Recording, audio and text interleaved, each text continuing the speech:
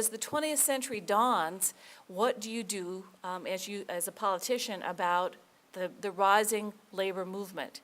And where will labor go in terms of its political attachments? How will it vote?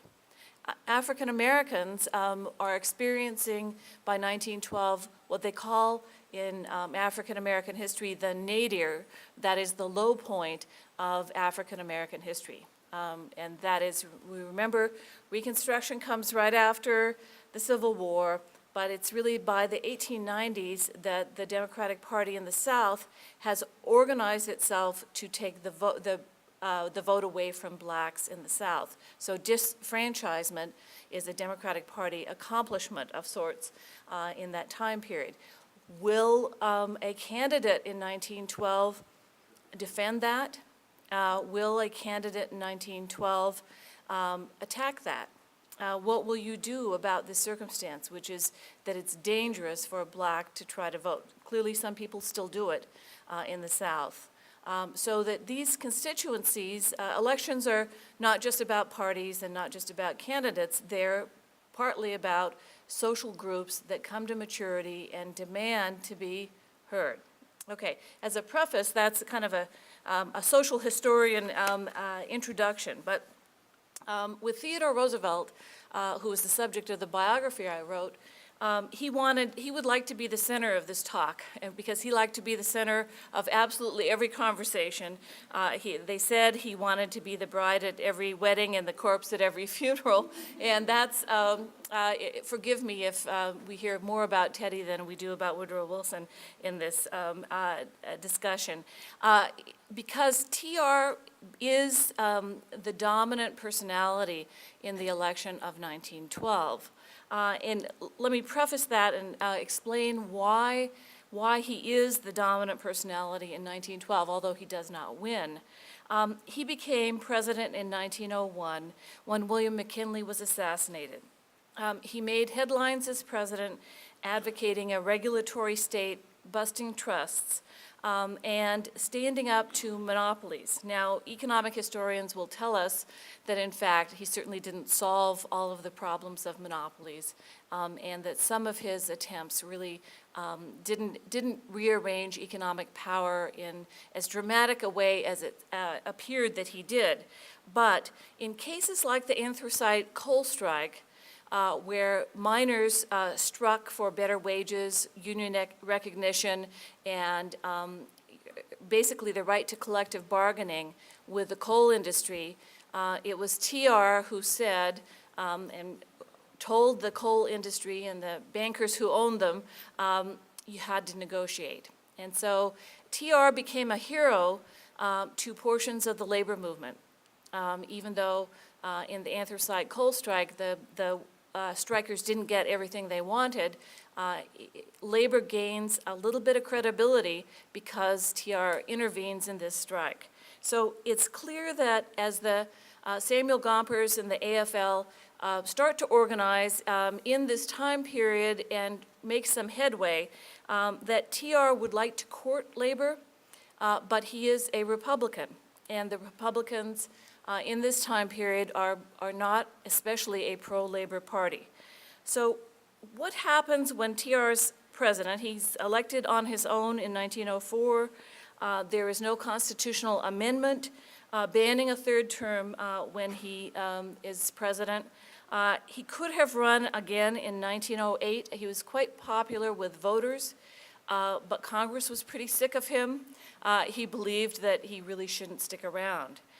During his presidency, he's the person who advocates the presidency as the steward of the will of the people.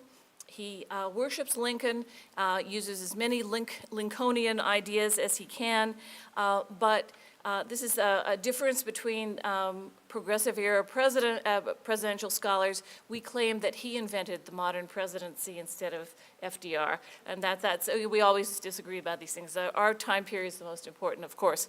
Anyway, the reason that people believe, as Lou Gould does and as I do, that we talked about the anthracite coal strike, and TR helped to create the modern presidency not only by creating a press office, by cultivating the press. They say he invented Mondays, that he would give the press information in order to create stories, to make headlines. He used his family as a source of news. He got into the news a whole lot. He was his own public relations firm, and he understood how to keep himself before the public. So in one sense, if you assume the modern presidency is to use strong presidential powers, to use executive orders as he did in conservation and in other subjects, to have a strong foreign policy, to stand up to Congress, to have a modern relationship with the press, TR certainly qualifies as the first really modern president. Although I'm happy during the panel phase of our discussion to argue. Mark, we can argue about this, FDR or TR or whoever. Anyway, here we have our friend Upton Sinclair. There's a great myth about the role of Upton Sinclair and the Pure Food and Drug Act. Many textbooks even today will tell you Theodore Roosevelt picked up the jungle, read Upton Sinclair's expose of the disgusting meat and the horrible putrid food that was being sold to American consumers. He threw down the book and was so disgusted by Upton Sinclair's expose that he went out and supported and got passed the Pure Food and Drug Act. Not true. He did read the book, but it was about, he did read the book. He thought Upton Sinclair was fairly subversive, but he had already supported the act several months ahead of time. And the people who got TR to change his views on pure food and drug regulation and the Meat Inspection Act, which historically are some of the accomplishments of the progressive era, regulating the bad food that got produced by American manufacturers and that Europeans wouldn't necessarily buy, that in fact TR's mind had been changed by women activists several months before. And that is these are not ladies in bustles, but this is the next generation past ladies in bustles. They're still wearing long skirts. And some of them are from the General Federation of Women's Clubs, and they take a food display up to Congress with the disgusting meat, the rotten food, and they show congressmen how bad the food is. And they're the ones who really lobby effectively for pure food and drug.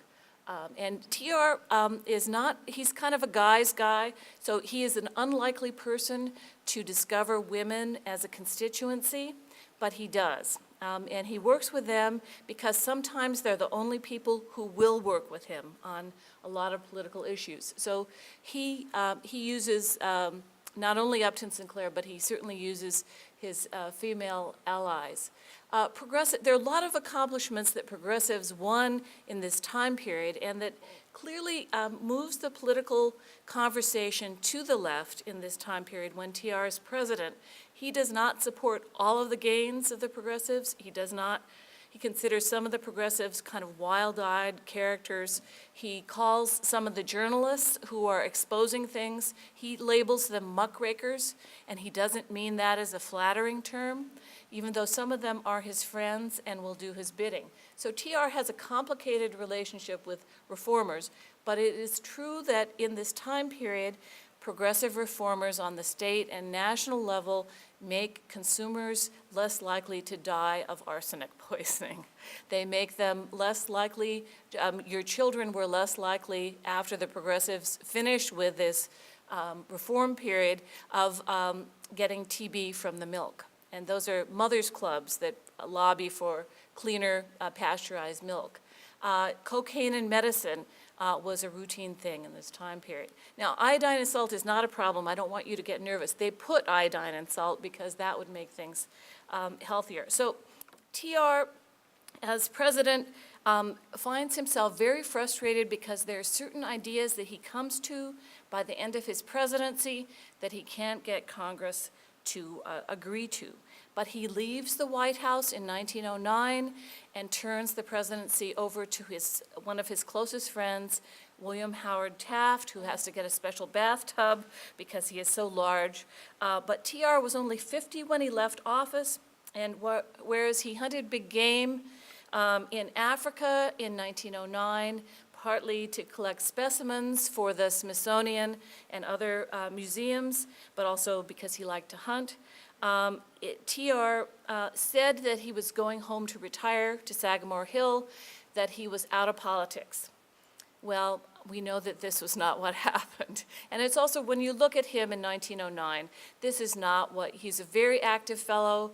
He was TR was a fellow who had terrible asthma as a boy, and who overcame his weakness and illness and invalidism by force of will, by loving sports, by being very active, and by overcoming difficulty. He used the nature cure, and he tried to get Americans to follow his advice.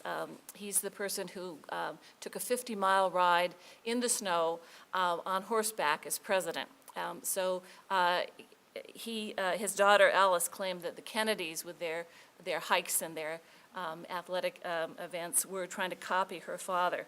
But TR believed in the strenuous life and thought everybody should live with it, practice this strenuous life as he did. Now, what happens in this time period is this part of the subject of my talk, and there are three things that I want to cover in the time period that I have. Is one, the 1912 election itself and how TR decides to run, and then what happens when he does run. Two, the larger impact of his advocacy of a welfare state in 1912. Even though he doesn't win, TR clearly defends ideas that are profoundly important, certainly by the time of the New Deal. And then the impact of 1912 politically, because it's a fateful election. Clearly, I don't think there's much debate about the fact that 1912 changed the course of American history, because Woodrow Wilson became president, and Woodrow Wilson brought the United States into World War I. The United States did not sign the the Treaty of Versailles, and his end was tragic, and kind of repudiated some of the progressive attempts.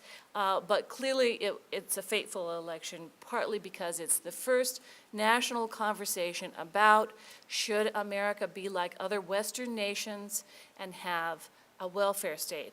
Old age pension, unemployment insurance, those kinds of programs that TR thought were essential to a civilized nation. Okay, so let's talk a little bit about TR in 1912 and how he decided to run. He came back from Africa after traveling in Europe and talking to reformers all over Europe about their welfare programs and reforms, and how old age pension was handled in other countries. And when TR came back to New York, there was a parade that New York had never seen anything like it, a parade honoring him as a returning hero.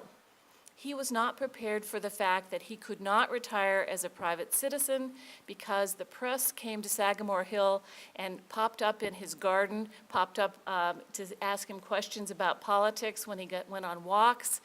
They wouldn't leave him alone. The press had missed him when he was in Africa, largely because Taft was certainly a progressive in the sense of prosecuting antitrust cases, but was not a progressive in the sense of trying to solve the larger problems of society and thinking of new ways to engage with reform. Taft was not good copy. Taft was fairly boring to them, and he did not like to speak in public. He did not like to sit around with the boys, the reporters, and yuck it up with them the way TR did. TR loved to invite the press in to his, when he was being shaved, and tell them things off the record. He liked to give them little tidbits, and he knew how to feed the press and keep them happy. So a lot of people wanted to have, a lot of people in the press wanted to have TR challenge Taft. Now, TR was ambivalent about this idea at first. He was certainly criticized by some of the people who were hostile to his policies as a manipulative guy who was overcome by ambition. Some of the the Democratic newspaper folks, especially Henry Watterson, who especially hated him, said that he was an opportunist without convictions, unstable in all his mental processes and moral conclusions, a child of fortune, selfish, self-willed, and dangerously ambitious. And this is what a lot of people said about TR in 1912. TR joked that his Machiavellian personality was so sinister that he hadn't even told himself his secret plans to run yet. And in fact, what the record shows is that when he came back from Africa in 1910, he had no intention of ever running for office again, but he wasn't comfortable with retirement. So what happens is he gives some speeches. His former supporters ask him to think about American politics, and TR speaks out against swollen fortunes, that he thinks that the rise of millionaires and monopolies and the merger movement of large corporations combining to take over the economy are really dangerous things. And he argues in a famous speech in 1910 that swollen fortunes need to be disciplined by inheritance tax and income tax. Now, today we think of income tax as a way that the federal government pays for things. In TR's time, inheritance tax and income tax were meant to discipline extremely wealthy people and to kind of equalize the wealth by cutting off a little bit of the top. This was controversial. Taft certainly didn't like the idea, and he also, TR also talks about social justice, the rights of workers, and definitely he says that it would be a personal calamity for him if he was forced to run in 1912. But he also watches Taft, as Taft is presiding over the splitting of the Republican Party over all kinds of issues, including the rise of progressivism within the Republican Party, but also a pretty conservative faction in the Republican Party that does not want to change. And so Taft is left with this dilemma: which side should he support?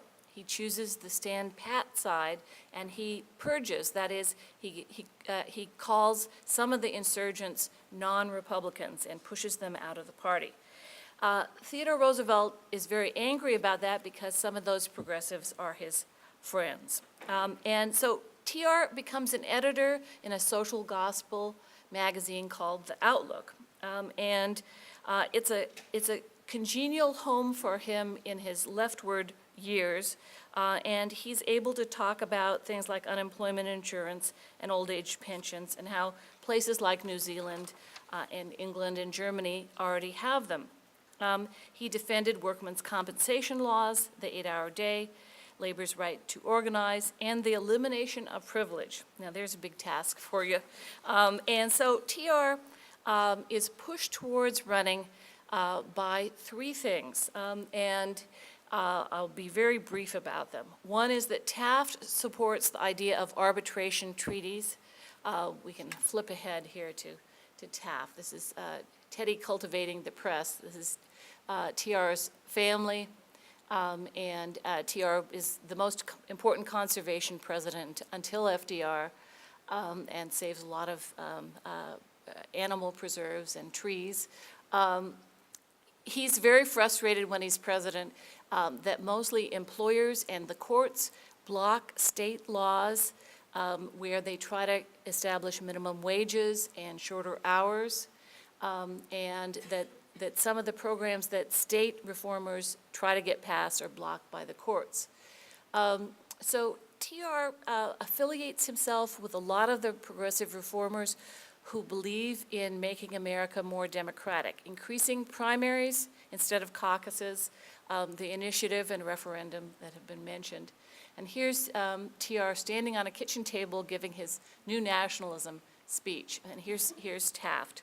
And Taft supported arbitration treaties, which basically were an attempt to get countries to agree to solve conflicts by arbitration. You sit down and talk. You don't send armies first and talk later, which was in many ways a noble movement, a peace movement, but TR thought it was dangerous and unrealistic because it would lull America into failing to spend money for defense. And he thought many of the people who were in this arbitration movement were sentimental about foreign relations and didn't really understand great power politics. And I don't intend to take a side on that, but it's definitely a tension between Taft and TR. TR believed that he could have prevented World War I. Now, that tells you something about TR's ego, but it's also clear that the arbitration movement did nothing to prevent World War I, that it was ineffective as the great powers were engaging in this huge arms buildup and competition with the Kaiser and with the British Navy. The second thing that made TR especially mad is that Taft chose to investigate a case that TR had been involved in, and that is the U.S. Steel Company takeover of the Tennessee Iron Company. I won't go into all the details, but basically there was a panic and an economic period of distress at the end of TR's presidency. Taft was in TR's cabinet. At the time, TR said to J.P. Morgan, let's try to work through this panic. J.P. Morgan's people said, will you approve the merger of these two companies? It's not a real advantage to us, but it'll help us dole money out to failing banks. Could you do this for us? Promise us freedom from antitrust prosecution. And TR said, yes, we got to get through this panic. What Taft did as president, which was very clumsy of him, is to open up the case again and say this was the federal government giving favoritism to J.P. Morgan. TR was steamed. He was furious because Taft had been in his cabinet, had agreed to this kind of pass that he gave to J.P. Morgan. And so TR starts to write articles in 1911 defending a regulatory system of regulating corporations, regulating wage levels, hours, and safety, as well as price regulation. Now that's a pretty bold economic plan. It is definitely big government, and it's something that put TR in the middle of political debate in 1912, which is exactly where he wanted. Now, I also argue in my book that TR might not have run for president in 1912 if the person who had been restraining him for all these years, who was definitely his better half, hadn't been out of the picture temporarily, because he knew that he could not win in 1912. He knew that challenging Taft would be bad for the Republican Party. He did it anyway, but he did it anyway because his wife Edith had been almost killed in a horseback riding accident. They were in the fall of 1911, they were out riding. In those days, some of you remember the magnificent Ambersons, the period when cars are driving on the road and horses are driving on the road. There are lots of stories of automobiles scaring horses, people being thrown off and landing on hard surfaces and being killed. This is what almost happened to Edith Roosevelt, which is she and TR were out riding. A car came along, the horse panicked, she was thrown on one of these asphalt or some other surface, and her upper body was dislocated and she was in a coma for a long time. And so for the next several weeks, TR was up all night trying to keep her alive. He adored her. She was definitely a person who, for his entire political career since they were married, made his life possible, but also advised him, edited his work. The metaphor that, if you want to think of how it worked, she and Henry Cabot Lodge, when TR was president, would grab him away from making a fool of himself, which he was perfectly capable of doing 5 times a day. She was a restraining hand on TR, who was a fairly loud and impulsive person. She was out of the picture in the fall of 1911. nearly dying. He was desperate. He wrote letters about how he was almost driven mad because he couldn't stand the idea of losing Edith. It's in this time period, as she's recovering, she did recover, although she never recovered her sense of taste because of the brain damage, but he wavered about 1912, and his letters show that, in fact, TR was very concerned about death. He started writing a lot about, not only had Edith almost died, but he was feeling his own mortality. He wrote a lot about, this might be my last chance to be a boy, this might be my last chance to be a candidate, this might be my last chance to have an impact on American politics. So he started giving out little hints to his friends. At the same time, many of you know about the Triangle Shirtwaist Fire that killed 146 workers in New York City.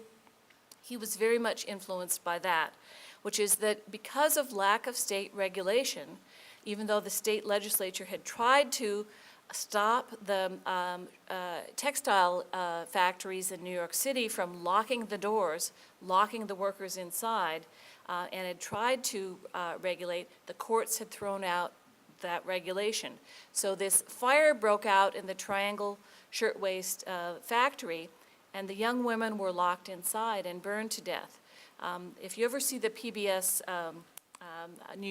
History of New York by Rick Burns, the Triangle Shirtwaist segment of the women jumping out of the windows, thud, dead, thud, dead.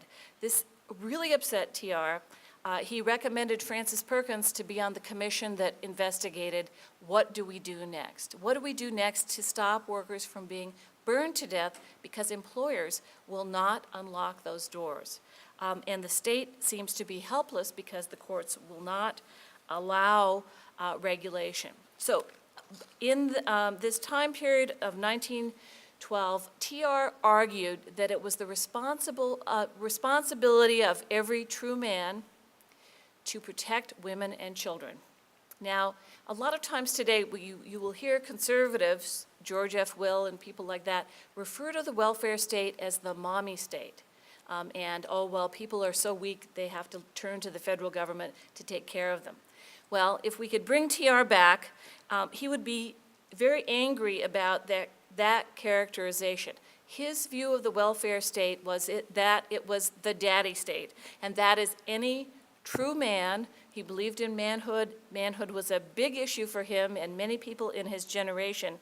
A true man is chivalrous and protects the family. You do not let women get burned to death. What kind of a man allows people to starve to death or women to be sent into prostitution because it's the only way they can support their families? So he supported mothers' pensions, which later became AFDC.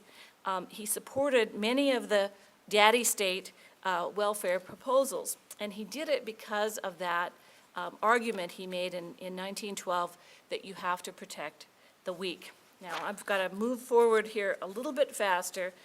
And one of the things he does in the early months of 1912 is he has to face Robert M. La Follette, who believes he's the leader of the progressive Republicans. La Follette makes it a little bit easier because he loses it in front of a group of publishers. He's overtired from the campaign. He talks endlessly. He won't shut up. And he berates the media for being unfair. Now, we've heard candidates do that once or twice. It doesn't win him any credibility. And in fact, La Follette proves himself to be a regional candidate. But he's a regional candidate who won't quit. What TR does in 1912 is he challenges Taft for the Republican nomination. And he does it by running successfully in several primaries. TR is so popular that he'll go to a state where there are a lot of Taft people and large crowds will follow him everywhere. He gives big speeches. He throws out these fairly radical ideas for the time, and people cheer him. He is seduced into thinking he's going to win because the cheering crowds are so seductive. What happens is that Taft controls the nominating convention machinery. And even though TR wins the primary, most of the primaries, including Taft's home state of Ohio, Taft controls the nominating convention. That's a very painful moment for TR. Fist fights break out. Baseball bat conventions are had. You get Taft people fighting TR people. And in the end, Taft gets the Republican nomination, and TR decides to run as a third party or bull moose candidate. And in that race, because the Republican Party is split, the bull moose party mostly gets Republican votes. TR is the first major politician to defend women's suffrage. You see, he loves to campaign. He's a much better campaigner than Taft is. He loves to be on the back of the trains talking to crowds. This is Henry Cabot Lodge, TR's best friend, and William Howard Taft, who ally themselves in the nominating convention. This is a case where you can win the primaries and lose the nomination. This is also true, you remember in 1968, Hubert Humphrey doesn't really run in the primaries, but gets the nomination. So I think today we're assuming often that the voice of the people is best represented by primaries, but that is not always the case. And it's not a foregone conclusion that a person who does well in the primary system will necessarily get the nomination. And this is the Progressive Convention. This is when women and reformers arrive, because women are more often represented in the bull moose party. Vermont has a big bull moose contingent, not Robert Todd Lincoln, though, who was a Taft Fellow. It's a great moment for a lot of women reformers. Jane Addams seconds TR's nomination. It shows that even though it's a new party, TR argues that the Bull Moose Party can be like the Republican Party was in the 1850s. You start out as a third-party movement that people might not take seriously right away, but if you last through the next crisis, you might be a substantial long-term party. That was his hope, and certainly he intended to make that possible. He might have won if the Democrats had nominated Champ Clark. They went through at least 46 ballots in their convention. And finally, Honey Fitz, John F. Kennedy's grandfather, helped give Wilson the nomination, a boss. And William Jennings Bryan, who was always running for president, threw his support to Woodrow Wilson. Now, Woodrow Wilson was not like Teddy in the sense that he was not fully committed to the welfare state, but he had been a clean governor of New Jersey, and he was certainly a good government person, and he believed in a workman's compensation and other issues. But he argued for the new freedom, and that is for limited government in a Jeffersonian sense. Now, this is one of those cases, I think we can look through the history of American elections when a candidate says one thing and then does another. This is the fellow who argues for a Jeffersonian limited government, new freedom. Well, guess what? When he gets to be president, he takes over the railroads, he opens people's mail, during World War I, he has the Committee on Public Information. He is close to a wartime dictator. And not all of it's bad, but a lot of it is.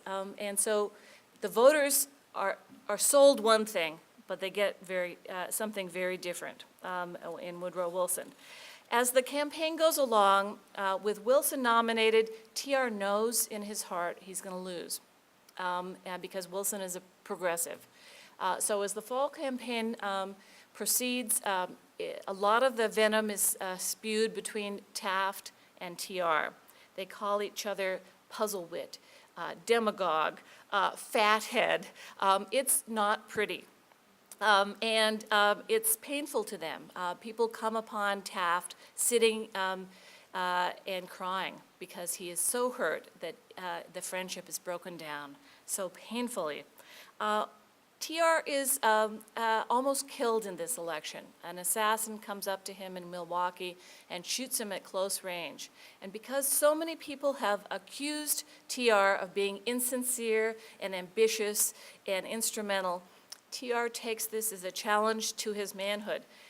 While bleeding from the chest, this is a bullet that's penetrated his rib cage and his broken ribs, he insists on going and giving his speech for an hour and a half while bleeding. Now, talk about the strenuous life, that's Teddy for you. Anyway, he survives the assassination attempt, and he hopes that he'll get a sympathy vote over this, but it's not enough. What happens in the end, in November, Wilson wins by 6 million votes. He gets 6 million votes. TR got over 4 million votes. Taft is the third, 3.5 million. And then Eugene Debs, the socialist candidate, gets 900,000 votes. So it is I believe it's the only time a third-party candidate has come in second. Now, TR hoped that this was just the beginning of the Progressive Party. Let me move on to talk about some of the effects, and that is Florence Kelley, who was a very tough lawyer who believed in the minimum wage. She's certainly the mother of the minimum wage in America, argued that Theodore Roosevelt, who she had her differences with, had helped to popularize the idea of the minimum wage, because in 1912 he went around the country arguing that if the state or the federal government mandated a minimum wage, it would lift up the people on the bottom. And you could argue that the minimum wage has been one of the most powerful tools to stop people from starving in the 20th century. And so TR and Florence Kelley share credit for encouraging state minimum wage laws. It's the New Deal that really makes it a federal minimum wage.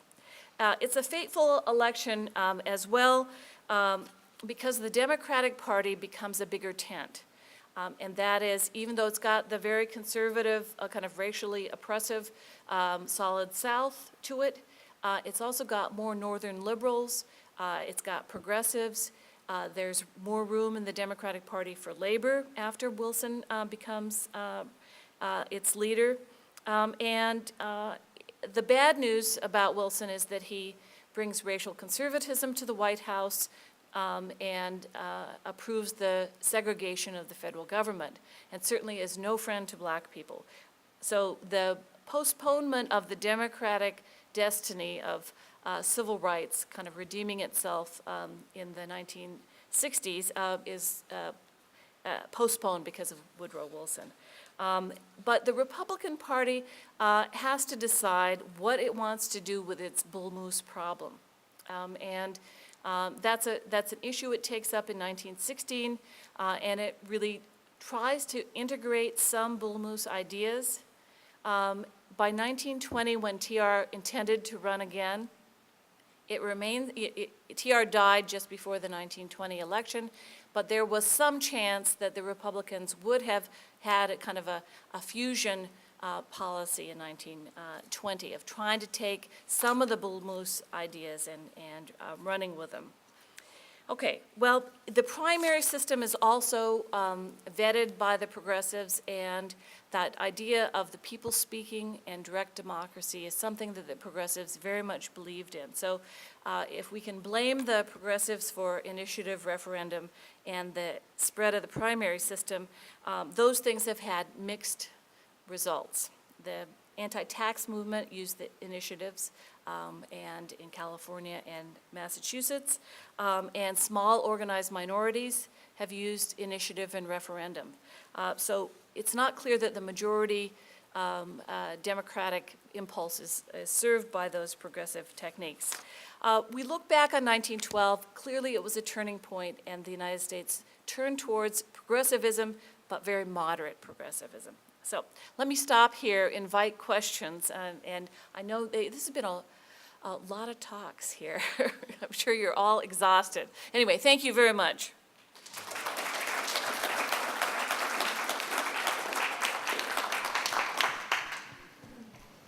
questions. Yes. Yes. How was Taft able to control the convention that where he should have really lost that nomination?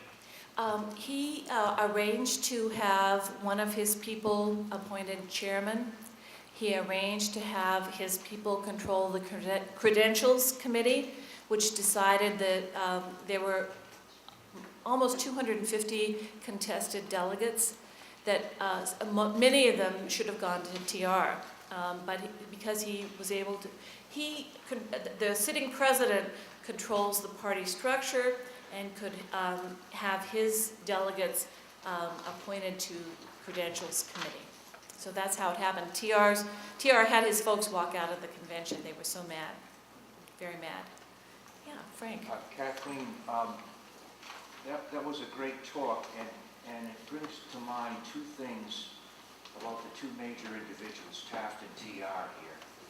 One is that Taft, at least there's a sense or perception that Taft didn't like to be president, and that he really preferred being the Chief Justice of the United States, which he subsequently became. There was no job that he liked better. And secondly is Theodore Roosevelt's comment, or his chagrin that he didn't preside over World War I, saying, I think, if Lincoln wasn't here for the Civil War, or wasn't the president during the Civil War, no one would know his name now. And I think that says a lot about both men and their style of leadership. Could you comment on either the veracity or the influence of these feelings that each of them had? Well, I think it's very astute to describe Taft as somebody who was not comfortable in a political role. He was a fine administrator and certainly a fine judge, although made a lot of anti-labor rulings. But he was very comfortable with political policy making, but pressing the flesh, going out and giving large speeches, and he was not gregarious socially. And I think you're right. He was pretty miserable as president. What made him more miserable as president is that TR was a very hard act to follow, and he always lived in TR's shadow, and had trouble when he'd see TR. He called TR Mr. President, you know, and so he still deferred to him as the president. So Taft had a lot of trouble seeing himself as a worthy successor to TR. TR also had a little bit of trouble seeing Taft after a while as a worthy successor.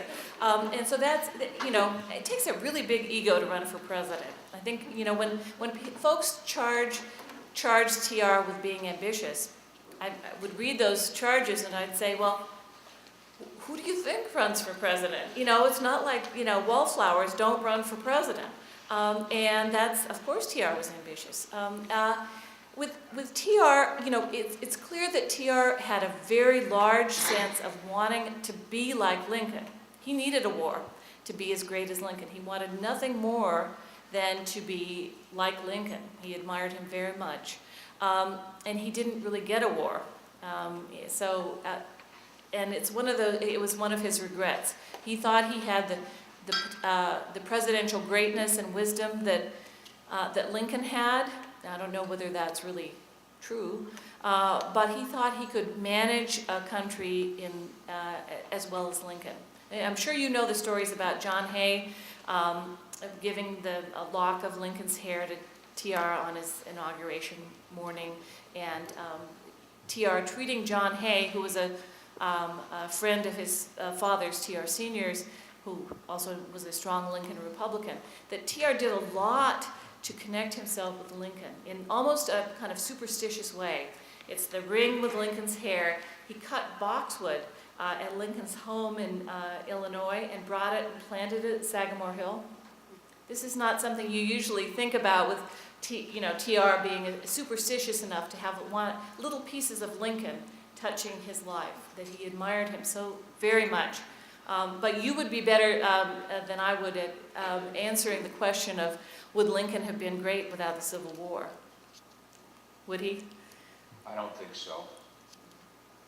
because I think the war made the man as much as the man making the leadership during the Civil War. And as Michael Holt will say better than I, as the preeminent historian on Whigs, Whigs were not exactly known for constitutional amendments or doing other proactive Or presidential leadership. or presidential leadership, Well, exactly. But So- weren't Republicans inclined to give kind of land grants to railroads and the Homestead Act and some other things? They cared about economic development.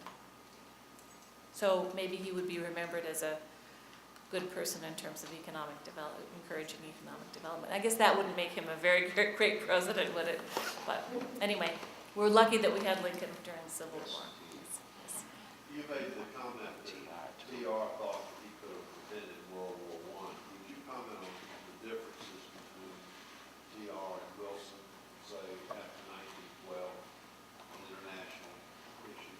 Well, T.R. believed that in order to be a player in international politics, you had to have strong defense and you needed to have personal credibility. You needed to know the leaders and sometimes go to talk to them directly. He knew a lot of the people who were, he knew Lloyd George, he knew the heads of the, he knew the diplomats and he knew how to negotiate. So he believed that not only would he spend money for defense, which would make the United States a potential combatant, which would give it more credibility in terms of negotiating diplomatically, but he believed that he knew how to talk people into peace settlements because he'd settled the Russo-Japanese War.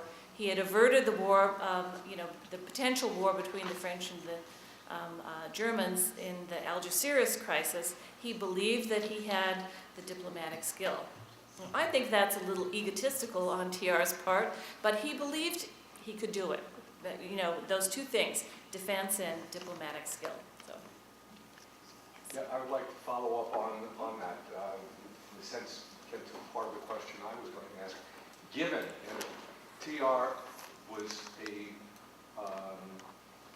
bluntly brilliant in foreign affairs in terms of settling the Russo-Japanese War. He won the Nobel Peace Prize for it. And the Algeciras Conference behind the scenes.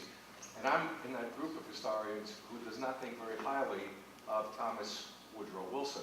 And I've often asked my students how the world would have been different if TR does win in 1912. But then you get the flip side of that. Once the war does break out, TR is a hawk very early in the game. So if he fails to stop the war, he will try to bring the United States into the war earlier, which in turn may have ended. You've got a lot of what ifs here. No, it's true. It's really a problem. And TR was not necessarily Mr. Civil Liberties either, although during the war, yeah. No, and in fact, Wilson, one of the things I thought about saying is that in fact, among the 4 people who run in 1912, 3 of them are friends. Wilson and TR were friends. TR and Taft were friends, but also Wilson contemplates putting TR in jail because of his nasty criticism of the presidency of the president during World War I, but he does put Eugene Debs in jail, and it's because Woodrow Wilson, like John Adams, supported these horrible, horrible laws, the Sedition and Espionage Act in World War I, and he looks at people's mail, he closes down magazines that criticize the president. Woodrow Wilson is the central reason that we have an ACLU, and that is his wholesale violation of people's rights. Now, we look back on that as an example of how much is necessary. Well, there were German saboteurs in the United States who blew up munitions plants, and Wilson knew that. And Wilson suspected that there was more of a story there. But is that a reason to shut down a lot of free speech, which he certainly did. So, and that's another whole story. John Milton Cooper, whenever we get together, we really argue about this. He's anybody who studied with Arthur Link loves Woodrow Wilson. So, yes.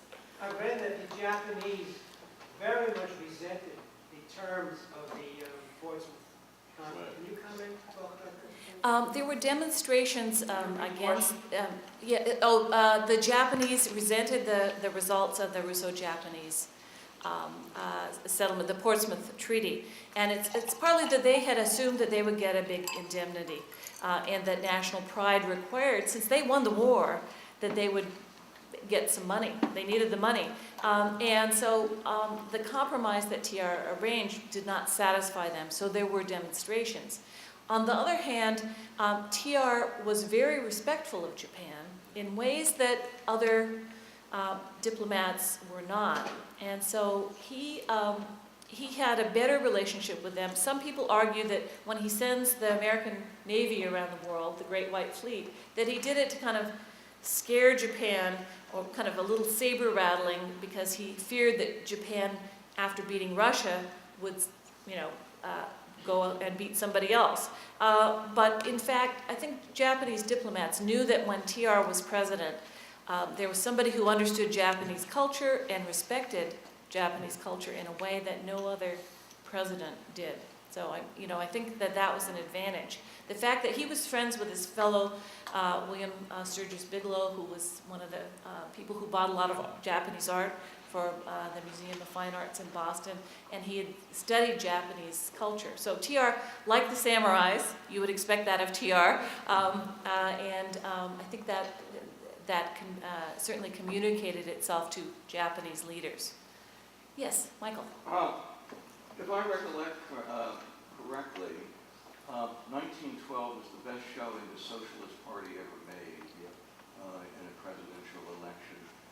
Is there a consensus on a profile of who supported the Socialists? Well, What their electorate was like? I think Debs does very well in 1920s, even when he's in jail. So it's not the last hurrah of the socialist movement. But yes, workers. Workers, miners in industries where it seems hopeless, where this, people who are in industries, Western miners are very likely to be IWW or socialist, and certainly manufacturing is socialist. Also foreigners, new immigrants who had been socialist in the old country come. Did the popular vote that went to Debs change who won the electoral vote in any state? I don't think so. I don't think it was significant enough to do that. So There is though this very bizarre statistic that per capita, Debs' highest vote is in the state of Oklahoma.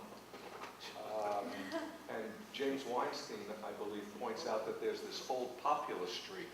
right. That many of the populists in the mid and far west are also voting for Debs. Isn't there the Green Corn Rebellion in World War I, where radicals in Oklahoma, radical farmers, well, and in Minnesota, the Farmer Labor Party, Midwestern radicalism sometimes spoke to those issues as well. So America forgets that there was a significant socialist alternative here, which was suppressed largely by Woodrow Wilson. So. Yeah. Okay, thank you so much. Thank you.